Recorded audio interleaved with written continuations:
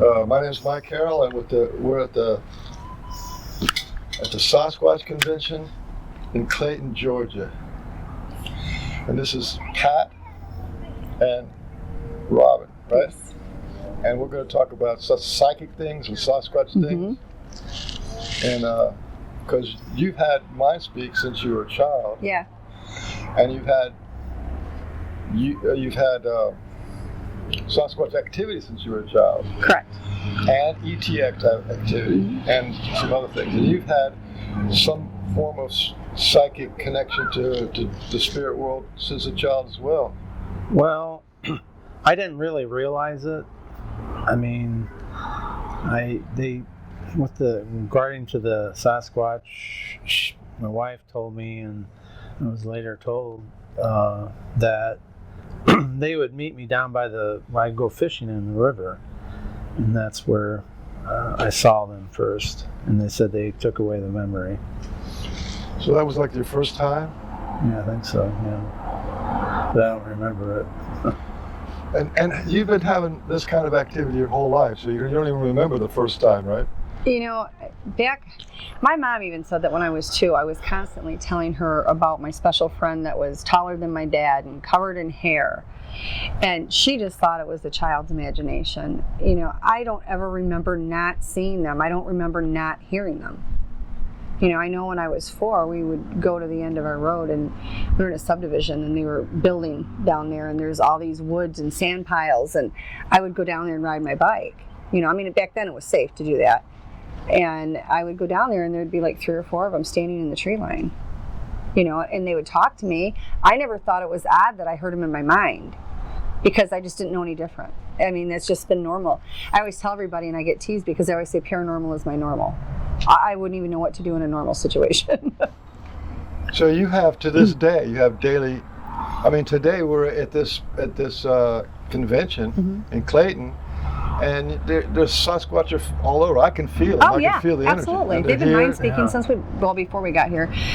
When I was in the car, we have 3 that I am really close to. Pat has a few as well. And we were told in the car, don't worry, we're going to be there. Yeah. And I was like, okay. I mean, I went to the international conference in Siberia, in Russia, and while I was there, they were mind-speaking. The one that I'm especially close to is mind-speaking. Don't worry, I'm here. So the one close to your house, who's one of your buddies, he was mind-speaking all the way into Russia. Yeah. When I was at that conference, when we were going back to the cave, we had all these journalists and people, and everybody was going like single-filely down this path to go towards the cave, and then eventually we entered the cave. And I looked off to my right. People were ahead of me and behind me, but I was kind of by myself. And there's a black one standing right there. I mean, it was clear as day. It wasn't in my mind. I saw it in physical form. And I did try to talk to him. He talked very little. You know, I think he was more shocked that I could talk to him. Really? And I went back to get Igor. Igor at the time was surrounded by press. I mean, the famous... Yes, Igor Bertsev. Yeah, very, very dear man. And he had press people, all the way around him. And so by the time I could get to him and bring him back to that point, it was already gone. I mean, I had watched him run off through the woods. But they've talked to me since then. Right after the year after we came back, they were really agitated with all the people in the cave. They didn't like it at all. And there was a chamber at the back of that cave. And when I was there, I had asked them, I said, what is that for? And they said that some of the females go there to have their children. You know, the babies can go back in that cave, and there's only one way out of that chamber. And there was a nest built in the doorway of that chamber. In fact, we have pictures of Igor laying in the nest. But I asked them, I said, you know, what is that for? And they said childbirth. You know, we have females that will go there with the other females that would go with them at the time to assist. And the children would play in there, and the mother could rest in that nest. And then when I got back, apparently there's a lot of activity over there, and I contacted Igor, and I said, listen, they are just raising fits. Like, you got to tell these people to get out of that cave. That's not their cave. It's the Foot's cave. And he did, and relayed the messages, you know, and they did back off a little bit. You know, they use that cave a lot, the humans do, and they go back there and investigate it. But the Foots are not thrilled. The groups that were in there have actually moved to the other side of that mountain. I mean, they still use it, don't get me wrong, but not to the level they did. I've talked to them in Ireland. You pick a spot, you can talk to them anywhere. Once that communication is open. It's like there's something like an all oneness about them, where if you know one, then it's possible to link up to just about any other one. Oh yeah. They can tune into you. Call, like, okay, if I want to talk to a foot, you call their name. In your mind, you don't even have In to your mind. realize it. And they're there. I mean, If they want to talk. if they want to talk. And they're not putting you on ignore. You can look at a picture of a foot, and you can basically do it that way too. Yeah. That's kind of, I always assumed that's why they didn't really want to have their picture taken, because they weren't ready for a bunch of yahoos to think of that they're monsters and stuff, because they feel what's They the do. energy. And Yeah, I yeah, like yeah. that people call them monsters. You know, that was the thing. I mean, I've been really quiet for a very long time, not because of any particular reason, other than I was doing work with them and learning about them and helping other people that, you know, were just starting to have relationships with them and contact with them and just needing questions answered. And so, you know, I just was really out of the public eye after I came back. I did a couple of small conferences and just went about my business. And I've asked them before, and they would say, when you're ready to talk, make sure they know we're not monsters. You know, I mean, to them, they look accordingly. We're people. They're people. I mean, even the DNA states they're people. But when you are around them, when you can have constant contact with them, there is nobody that can be around them all the time that can reasonably say these are an animal, that they're not a people, because they are. They have that thought process. They're extremely intelligent, you know, and they know things before we even have a chance to. And if you think you're going to keep a secret from one of them, you can forget it, because once they're tapped into your brain, Pat and I have said this before, we won't even get an entire question thought about, and the answer's already there. Yeah, if you you're talking to them, Well, you don't have to and talk then to them, the they thought, eavesdrop. and then it just basically. Well, I don't know if I told you this story, but 2 weeks ago, I was eating I picked some loquat off of a tree, and I was eating them. I thought, oh, this is so delicious, right? And then the next day I came around to that same tree, and I thought, well, you know, that's not my tree. It's another lady's yard. And so I felt really bad about you know, I shouldn't do that. I wanted the loquat, but I didn't want to trespass, right? Right. Okay, and then the next day, in my front yard where they leave my little stick lifts, there was a pear for me to eat. Yeah. Because they felt that day, the day before, they felt that my regret that I didn't have a little sweet fruit. Somewhere they found a nice pear, I don't know, out of a dumpster, it was delicious. Yeah. Well, in fact, I was just telling a gentleman at the conference, we were talking, and he was asking questions, and I have a photo of this apple. And the thing that's so unique about it is from the time I moved to that particular place, and this was back in 2009, I had always left gifts. Now, I didn't have anybody to go to and say, hey, lady, you know, don't keep feeding them, because if you quit, they could get aggressive. You know, I was very lucky. The clan I had was just not like that. But I fed them all the time, and I would buy apples. And what I would do is I would take them in the back part of my woods, and I would put them in the V-shaped part of the tree and set them in there, so that they didn't feel as threatened by the bag, because for a while the plastic bags were on. So that's what I did. And I did that for 2 or 3 years. I did that. And they would always take them out of the tree, and I would do that all throughout the woods. And I would always find like footprints from them on the ground, you know, and I could tell if it was a raccoon or a possum or something, because you'd find remnants all over the place. So I did that. Well, I happened to be back in the woods one day, and we had 2 apple trees back there. And I said, you guys are little con artists. Like, I've been buying all these apples, and you've got 2 trees back here. I said, I'm going to quit buying the apples. I'll buy you something else. So, like, a week later, I go back in the woods, and they had picked all the apples off the tree, and they had put them in the V's of the tree, exactly how, and I had pictures of it, and exactly how I had done for them. And I had this it felt like somebody was hugging me when I saw it, like almost brought me to tears. And I said, you guys are so sweet, but why? Why would you do that? Why take them from one tree to do that? And they said, because this is what you did, a kindness for us, and this is what you did for us, and now we will do that same kindness for you. And that right there is where I think that people get off when they're doing the gifting thing. I think that the Sasquatch take that as a huge gift, a huge trust. They do. But then when the person here's the person may not be spiritually evolved, right? And then he's just kind of doing it as a gesture, and then they decide they have to go away, or something happens, they go away for a few months or something. Yeah.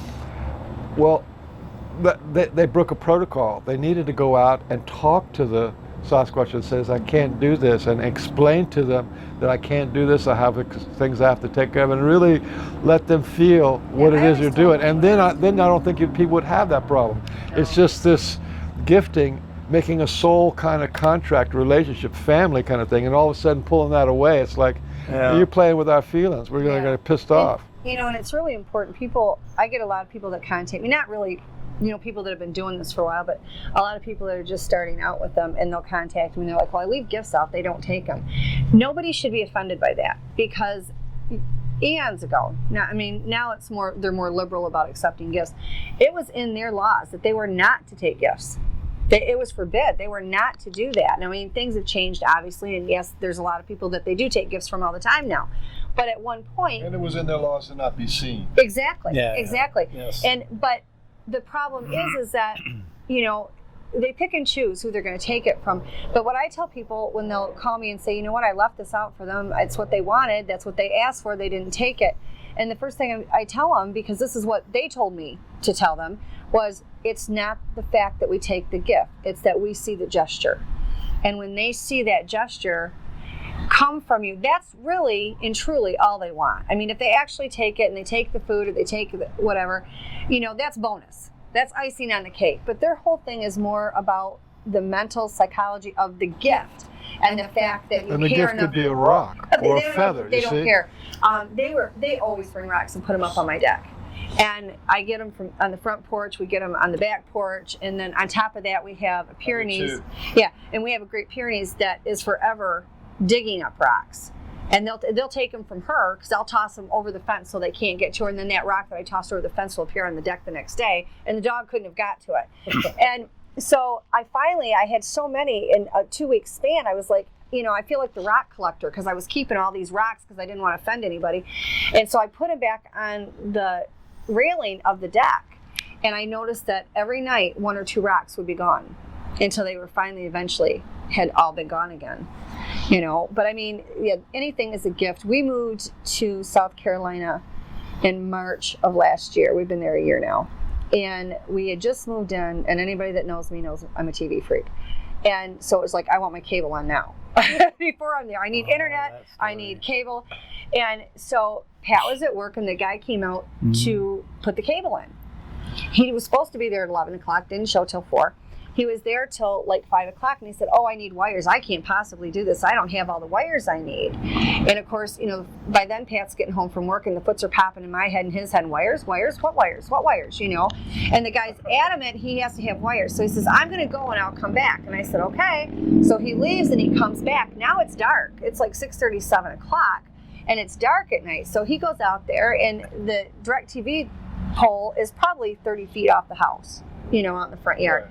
Right where it's at alongside is this big strip of brush and pine trees. And that itself is probably, I want to say, 20 feet wide. But they get in there. I've got all kind of little nest areas where they sit and watch the house at night from it. So anyway, he goes out there and he's working on it. And I said, well, I'm going to turn the car around and flash the lights on so you have light. So I do that. He's outside for a minute. He comes in the house and he's terrified. He's absolutely terrified.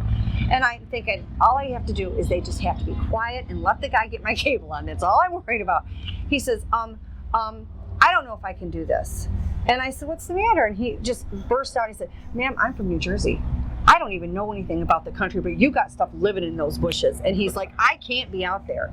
I said, oh, it's probably a raccoon. It's probably a possum. And I'm thinking in my mind, will you guys behave yourself, please? And he's like, no, whatever this is big, and it's bigger than I am. And he said, I can hear growling. I can see eyes in there. I can hear branches breaking. It sounds like somebody stomping on the ground. And I'm playing stupid. Well, I don't know what in the world that could be. I have no idea. He says, ma'am, I got to come back tomorrow. I can't do this tonight. And I said, okay. I said, you can come back tomorrow. I said, I'll be here 8 o'clock. I said, okay. Never showed up. So he leaves. The next morning, another guy comes early in the morning on time. And I said, where's the guy that was here last night? And he starts laughing. He said, I don't know what went on out here last night, but we could not pay him enough money to come out here. He won't come out here. And we just cracked up, and he put it in without any problem. But the thing that was so comical is when Pat got up to go to work. Now, mind you, the guy left to get wires. He never took the wires out of the truck. There were no wires out there. And he never finished the job. He was out there less than 30 minutes. He didn't even have time to pull anything out. Pat gets up to go to work, and he opens the door, and here's this mass of scrambled wires pushed up against the door and in the front porch because they felt bad. They had ran them off. That wasn't their intention. They were just having a little fun because they've all, as we all know, that have a lot of contact with them, they have a wicked sense of humor. It's really warped and it's wonderful. I love it. But so they were afraid we were going to be mad because they had ran them off. Well, also the thing that impressed me by this story, the second time I heard it, is that they were psychically attuned to your anxiety. Oh, absolutely. Right. So they were good. They wanted to help with that anxiety. Yeah, they do. And then they had this guy who was a strange guy that they didn't trust or like, nobody because they could see that he wasn't going to do it right. No. And then when he was talking about wires, then they picked up on your emotional intent and your thoughts, to do it. and they were picking up on his emotional distress and his thing. And this is kind of like the psychic Sasquatch, and people have to know that they are 100% psychic all the time. And I was telling you when we were in the other building, I was very upset one day, and I had, after the kids went to bed, it was normal for me to go out about 2 o'clock in the morning every night and go out and sit with them out in the woods. And I was out there, and they knew I was upset, and they knew I was stressed. And so the next day, I love purple, love lace. I get up and I go out on the porch, and because they told me, they said, go look at the front door. And I never used to go out that door. I used to go out the side door. And I said, all right. So I go out there, I open the door. Here is this big piece of purple lace. Now, where they got it from, I don't know. It was ripped off of something. And it's sitting there, and I heard this, does this make you feel better? I said, yes, it makes me feel better. But the gifts they're very in tune to what they feel you need. It's not just a matter of, oh, look, I found this rock, they can have this one. It's what they feel that you need. Igor was at the house, Igor Bertsev, and he stays quite frequently. And it was Memorial Day, and we had been out there the night before, put food out for them, and I always kept toys out for the kids. In the wintertime, I kept blankets out for them.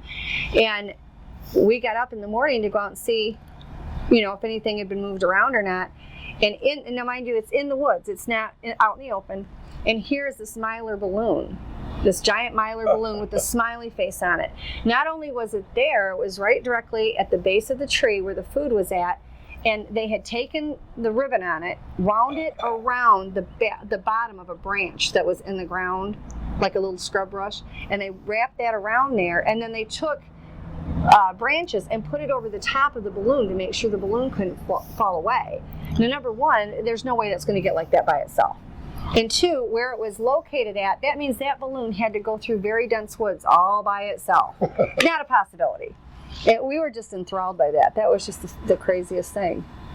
We were also talking, I want to bring in some more paranormal stuff. Okay.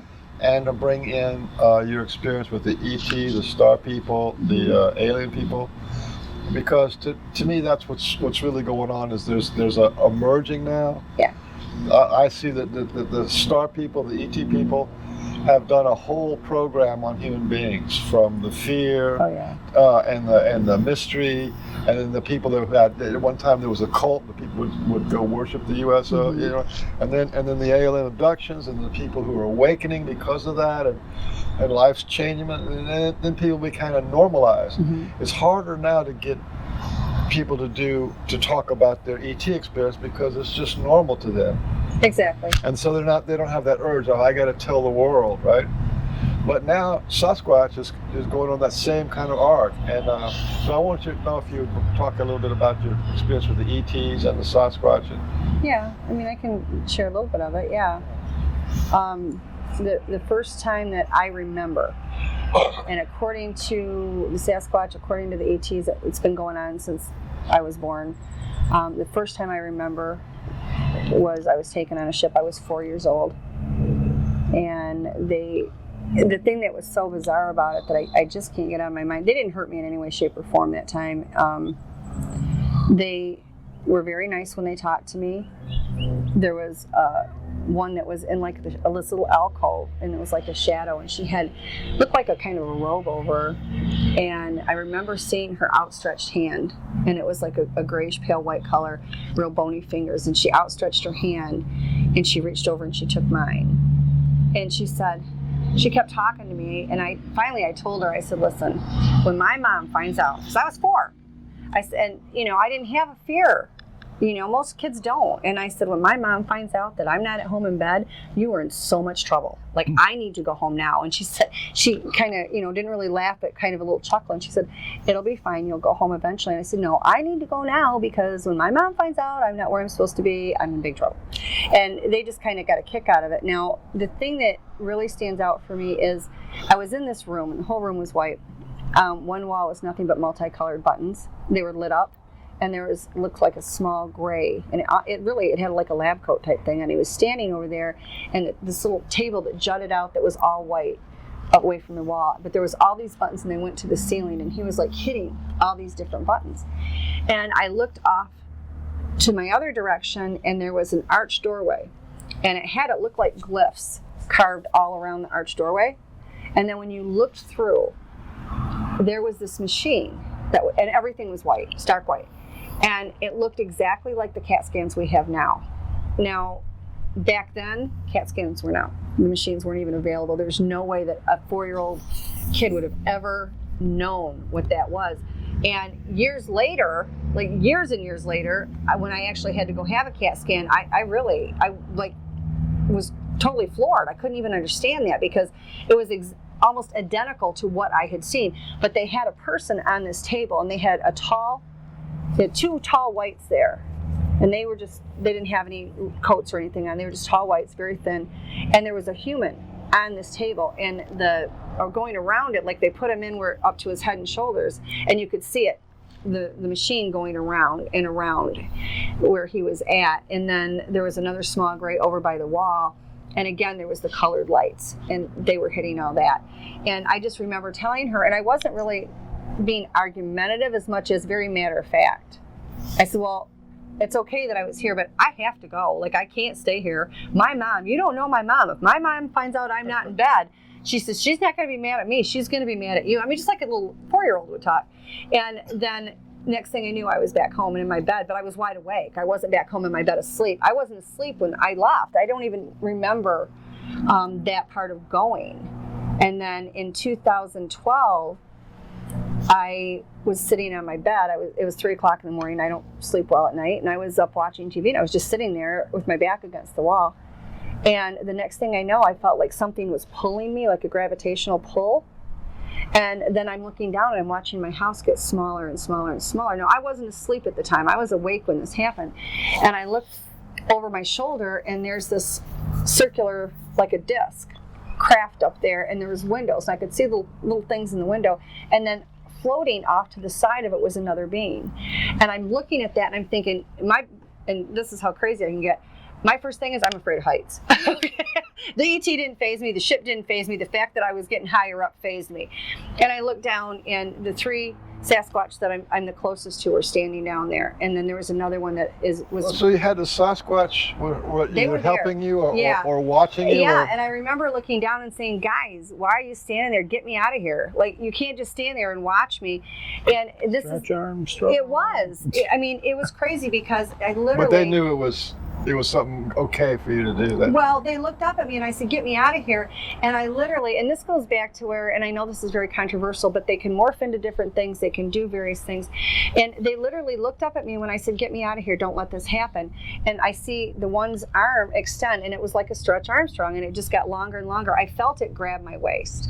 And then I felt this big jerk. And when it jerked, the next thing I knew, I'm on my bed, but I hit it so hard, I hit my head on the wall. I had a goose egg for 2 weeks. Wow. So, I mean, you want physical proof, my head got bashed, but I've had other times I was out in the yard, and I was talking to a fellow researcher about some information that was going on with them in various states. And as I was talking to him, I heard a humming noise, and I looked over, and it was a saucer shape, but you know how, like, when you look at molten lava, that red color, and then as that's what it did. It looked like lava. And then as it got to the bottom, it got darker and more like a dark orange, where it was like a reddish color on top. And I remember seeing it. I remember being on the phone with this person. The next thing I remember, that I can actually remember, is there was nobody on the phone. That was gone. And I'm standing out in my yard, and it was one of these things where in my mind, I'm going, what just happened? What just happened? Outwardly, there's no reaction. Like, I don't know what they did or how they did it. I know they did something. It was almost like I was tranced. And I was talking about that earlier, about how they can actually inhabit your body. Oh, absolutely. And at the same time, mute, say, an alarm reaction. Yeah. Or they can increase a love reaction, or calm your mind down. Right. And then they step out, and you don't feel any different. No, you don't. You're just not But having. I went to go in the house, and my kids were in there, and they had school the next day. I walked in the house, and anybody that had just gone through what I just saw, and when I say it got low to the ground, I'm talking it got like as low as this building is down here where the roof is. So it was very low to the ground. And I walked in. I never said anything to my kids. I just said, okay, guys, make sure homework's done. You guys have got showers, get ready for bed. You got school the next day. Like nothing had ever happened. I walked in the bedroom. I took a shower. I got ready for bed. And the whole time, it's like something in my brain is yelling at me going, something just happened. Something just happened. But yet I was oblivious to it. 3 days later, I had been outside in the woods, and I came back and I walked right across the same spot I was when that happened. And it was like the shock wore off. And I was like, oh my God, what just happened? And of course, now everybody's gone. They're at school. So I'm by myself. And I'm running in the house. I'm thinking, I got to tell somebody. Who am I going to tell? Oh my God. And it was like it had just happened then. So it's basically. How old were you then? Oh, I was in my 40s. Okay. So, Correct. Yeah, very current. And so I remember calling that researcher and saying, I don't remember ever getting off the phone with you. And he said, well, you know what? You didn't. He said, 1 minute you were talking to me and then there was nothing. And he said, so I just hung up the phone. He said, I figured you'd call back when you had time. He said, I didn't know if it was a bad connection or what. And I said, no, like this is what went on, But it took 3 days for that shock to wear off to where I actually could feel it to verbalize it. So what do you think that the actual relationship is between the Sasquatch people and the ET people and the other cryptids? It varies because you have ETs that are okay, and I've had contact with them. I've spoke with them. I had one little guy that showed up during belting because he got left and hid out on my porch all night long, which I told him he was welcome to. I would keep him safe. And then you have ones that really want to hurt you. I mean, it varies, and there are different fractions of them that the Sasquatch are terrified of. I was told long ago, I mean, we're talking, I want to say back to maybe 2012 about it, and we had a ship that had come over and I saw it. And the foots were petrified, just petrified. And so I said to him, I said, what is going on? Okay, because sometimes they don't run out and greet them. Okay, when they saw me outside and they pulled me down that night, they only came out because I was in trouble. And I called and I said, help me, what are you guys doing? And that's when they did it. But I said to them, I said, what is the deal? And they said, because they were put here to help observe humanity. But they are part human, which means they have humanity. And the things that certain groups of ETs wanted them to do, they would not agree to because it would hurt us. And they flat out refused to do it. Now, since then, that particular group, and I can't even tell you the exact name of it, all I know is, what they've told me. And that particular group, and according to the Foots, there's other groups as well, are trying to capture them and take them back to destroy them. Now, what they're doing, and this I've seen, is they're replacing them with what I consider to be robotic. Highly, highly aggressive, and they look like a regular foot. Now is that the ones with the stories where they say that there's these manufactured Sasquatch that can act as powerful enough to kill natural Sasquatch? Absolutely. They had a ship that the property that I had right directly next to it was my in-laws, and there was nobody living there at the time. It was just another 10-acre parcel, and it was all a grassy field in the back. And we had a ship that came down in there. I mean, I watched them come off.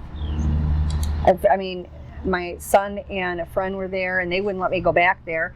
And they had went back and seen it, and I snuck back out, and they were bringing them off. They look just like a real foot. They really do. And they were coming right down the ramp off the ship onto the ground. And when I spoke to the Foots, I said, did anybody get captured? And they said, no, we hid. And I said, okay, that's a good thing. But just because there is that link with them doesn't mean they automatically love them all. But there are ETs that are good too, and those that I think they have that more copacetic relationship with, because there's not that threat.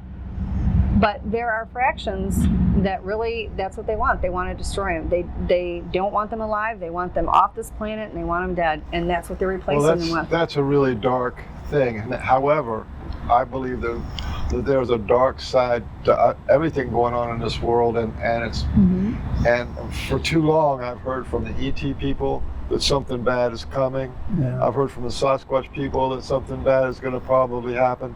The angelic people are talking about, bad things. So Well, I'm not really sure what it is, but well, I think we have to accept responsibility for it too, because a lot of these dark entities, whether it's an alien, whether it's a dimensional or anything else, okay, they feed off dark energy. They feed off negative energy. And if you look at our planet right now, look what we've done to it. We've destroyed everything. We've destroyed their home. We've destroyed our home.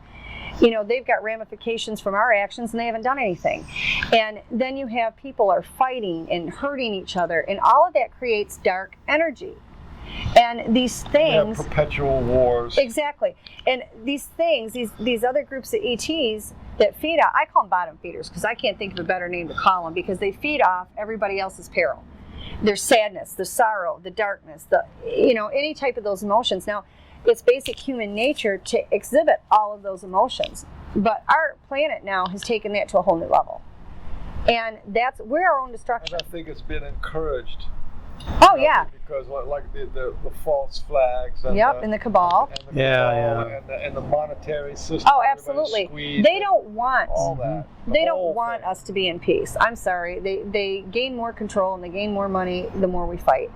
And the more we're afraid. The more we're afraid. And this entire disclosure thing, Mindspeak, it's kind of a touchy subject for people. You don't ever know who's accepting of it and who isn't, because we've been told it doesn't exist. We've been taught and we've been programmed to believe it doesn't exist. My own personal belief is that thousands of years ago, we all did it.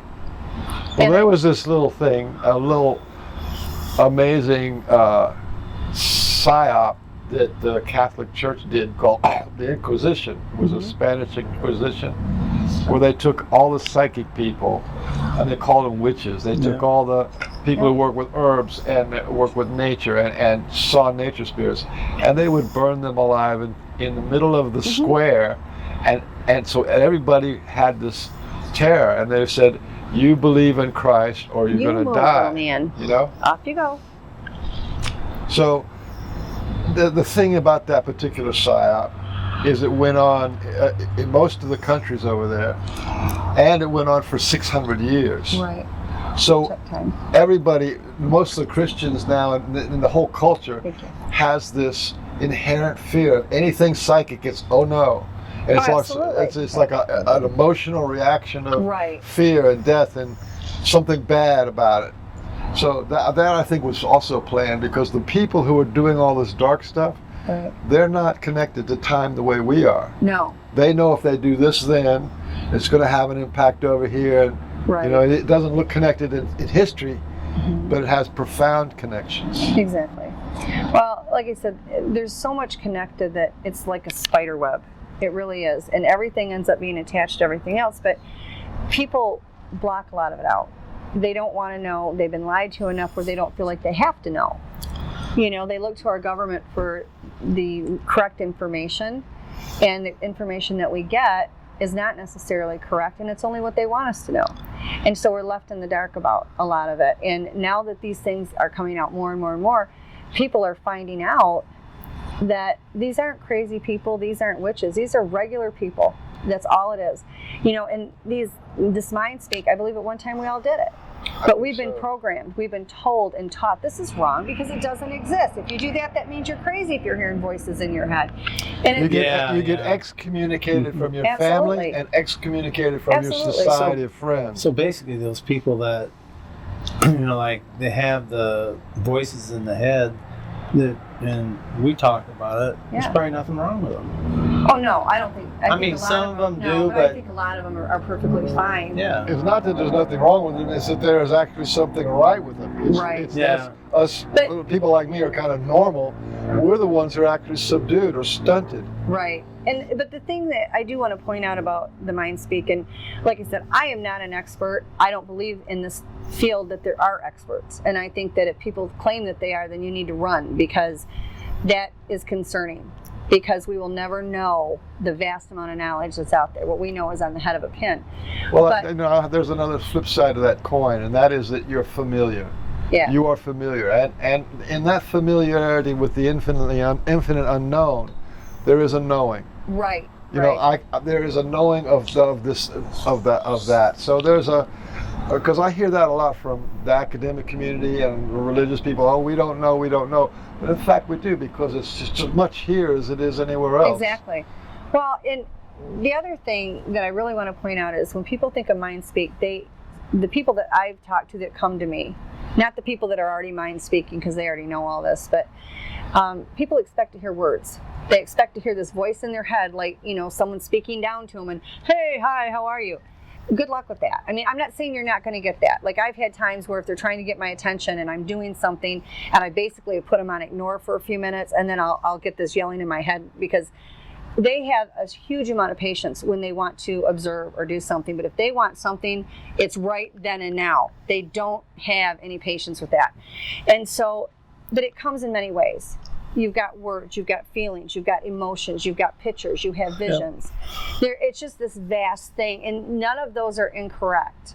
And I think And each one carries information. Absolutely. Or it could be Absolutely. the same information given Absolutely. in a different way. And the thing of it is it's individualized per person. Like, per se, how I get it, maybe not how Pat gets it or you get it. I may not get it in the same retrospect as he does.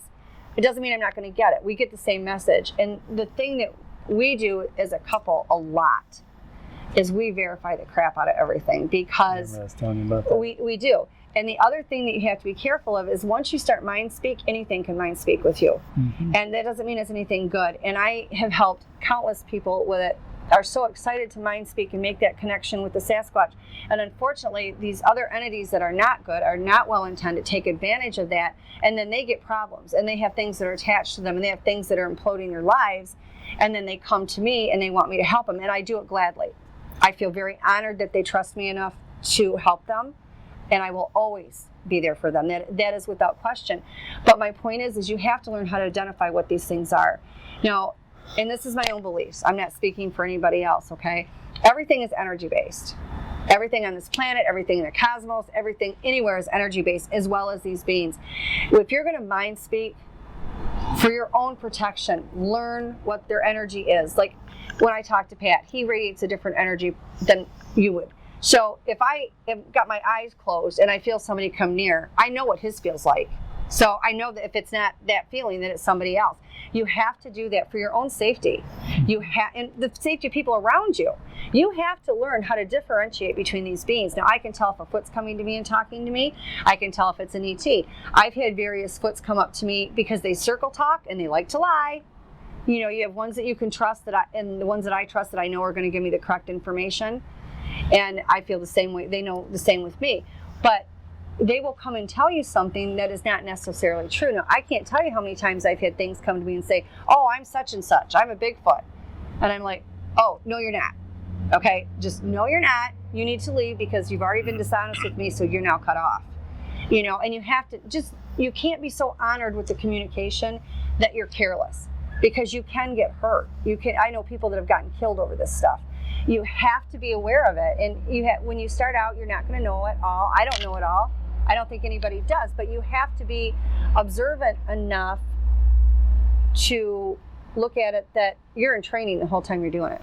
Well, one of the things that why I value this interview is that, to me, to have a certain percentage of people in the population who are psychically attuned, who can have mind speak, can have visions of the future, people who douse, people who, you know, there's a whole spectrum of things, people who channel, is we really need that, because all the other people who are coming along with questions or coming along with issues, they need that, because in history we've always had our wisdom keepers, our healers, our shamans, Right. and our defenders, and it was in a good sized tribe you might have two, you know, but it was usually just one or two people, like maybe Right. one healer and one shaman. Right.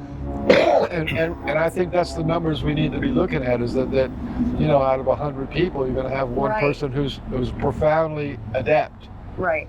Well, Well, go ahead. like I remember. Can I talk about healing? Mm-hmm. Your healing. Not a lot, and a little, yeah. No, I'm just saying, like, they'll sometimes when they contact me, they need help, and I do healing too on them at times. I've done it on ETs, I've done it on them, and like they'll come and get Pat. Like if they can't get me, they'll get hold of a him. lot of times I will act like there. I remember this one, the guy, the foot, he hit his head so hard. I felt the entire thing, and then basically they'll, you know, I'll be working, going down the road, and all of a sudden you'll see it, foot getting shot, Holy crap. and then I can Yes. feel actually what he's going through. Holy mackerel. Well, It's really we had- You actually I actually feel yeah, Oh, I- yeah. boy, that it was. I told her, man, that was a bell ringer. He That got hold hit, of me and he's oh like, my. somebody needs healing. I'll find out who, but they need it. You know, we had that with. So one- both of you have been able to do some form of healing work on the Sasquatch or the ET people? I do the healing. He's my. I mean, I can communicate on my own. This Yeah. is kind of how it works. I can communicate on my own. It's a protocol. Yeah, there's Pat and there's another very dear friend of mine, and the three of us kind of work together on this stuff. And so what happens is they will contact. Some of them are allowed to contact me directly. Others, due to protocol, have to go through them, and then I have to get grant permission for them to speak to me, and then they'll speak to me. It's really crazy. I did some work out of state one time that I was asked to do, and apparently it went better than I thought it did. And next thing I know, there's only certain ones that are allowed to talk to me. But yet, if I give permission, then the other ones can come forward and speak. But if I don't know that they want to talk to me, I can't give them permission. So what they do is they go to my friend or they go to Pat, and they'll say, we want to speak to the woman, or, you know, whatever. And then I can grant them permission to do it. Now, generally what happens is when I'm healing, I can hear them talking as well. But because of all these other entities, because there are dark entities and good entities, we as a threesome have determined a long time ago that if we don't all get the same message, it doesn't happen. We shut it down. Wow. Because if we're all getting Yeah. the same message, then we've got a good chance that we're right. It's a lot of And danger. so I will This is such a great revelation to me, because it makes perfect sense that some humans would be able to have the healing ability more than Right. others, and that the And I Sasquatch may don't- be in their clan or around right. right And I around don't have them. to be present with them to do it. I have before, but I don't have Because you to. would think that the Sasquatch people would have their own healers, They do. but maybe they were And- busy, but or that's maybe the they thing. were They do doing have something. their own healers, but a very smart friend of mine told me a long time ago, and she said, you know, some things they have to have one of us and one of them in order for it to happen. Now, I don't know that that is the case with the healing. I don't know. All I know is that one day I didn't know anything about healing, and the next day it just kind of happened.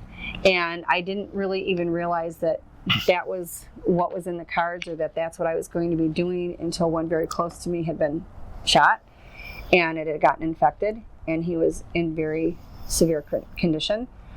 And my friend contacted me, and she said, well, he's here, and she doesn't live by me, but Robin, you need to know he's dying. And I'm like, no, like that's not going to happen. And she says, all I know is he keeps telling me you can heal him. And I'm like, okay, good, then tell the person that you want to do it. Like, where's the book? I need an instruction manual. And it ended up one of those things where I didn't even know I could do it, and it just happened. And I find that they use my mind like a little file of facts. And their famous saying to me is, don't worry, when the time comes, it will just happen. And I don't know that there's things I can do until the situation arises, and then it just happens. And I'm like, oh, cool, I didn't know I could do that. That's a new trick. I have a lot of my view of the Sasquatch is it's not beyond them to allow themselves to get hurt just so they can teach you how to heal. No, these are things that are actually wrong with them. I mean, I know, but I'm saying yeah. that there could be situations where they would put you in a position where you Right. had to evolve, to grow, to blossom. Right, but now they'll get hold of Pat, they'll get hold of my friend, and you know, they'll get hold of me. Either one of them will say, okay, this one's hurt, or this one's sick, or this one's just had a baby and the baby's ill, or this type of scenario. And basically, whatever they need is what I do. I mean, I try to be a good little puppet, but I do it only if I feel that it's beneficial for them and it's safe for us.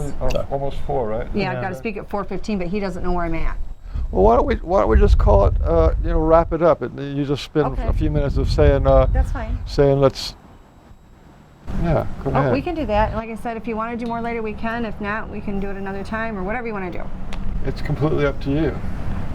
This is good material, and I really wanted to showcase both of you. No, I think that's great because Pat think contributes an awful lot, and he is phenomenal at Mindspeak. He's probably one of the best I've ever had around. Between his ability with Mindspeak and my friend's ability with Mindspeak and mine, we make a great team. And we had one foot out in Texas that needed me to heal her, and at the time I did not know Pat, so it was just my friend and I. And so I went to go heal her, and as we approached, they told my friend, they said, listen, no, only she's allowed to see her. And I told him point blank, I said, this is a team. I don't do this alone, okay? Can I do it alone? Yeah, I probably could. But you know what? I'm better for having these other people with me, and I don't do it by myself. You know, it's not this person does more, this person does more. We are a team. We are a united front. And when we get that verification with all three of us, it's a much more comfortable situation for everybody. Because if we don't get that 3, then we know there's something off. And for whatever reason, I seem to have this ability that if I'm talking to something and it says that it's whatever it is and it's not, I get the image of what its true self is. And I think probably the Foots have done that for me so that I keep myself a little bit safer. And so we rely on that a lot. It's a very good thing. Well, okay, then I know you got another speaking engagement, so we'll just wind this up for now, and we'll see if maybe we can do some more later, or maybe this is enough. Just a little baby steps. Yeah, like I said, I was quiet for a lot of years, and the only reason I even came out now was... Well, I think you're ready. It sounds to me like you're ready because you're overflowing. Yeah, and it doesn't bother me to do it. It was never an issue of it made me nervous or uncomfortable. It was just the timing was I was needed more to help people and learn things and just do what I needed to do. Before I even agreed to come here, I talked to the Foots, and I'm like, and I double checked. I made Wanda do it. I made Pat do it, and I said, listen, is this something you want me to do? Because I'm fine if I don't do it. Yes. It's not going to alter me. That's how I said. I did the exact same thing. I said, well, listen, I'm going to go up there, maybe film, and and meet some people, and if that's all right. Because even this, if these mics didn't work out, then I'm saying, well, okay, that's an indication that they don't want this out. So. Yep. So yeah, That's true. so like I said, let me know how it goes. If you want to just go with this and see how that goes, we can do more later, or however you want to do it. All right. Well, I'll just cut it off.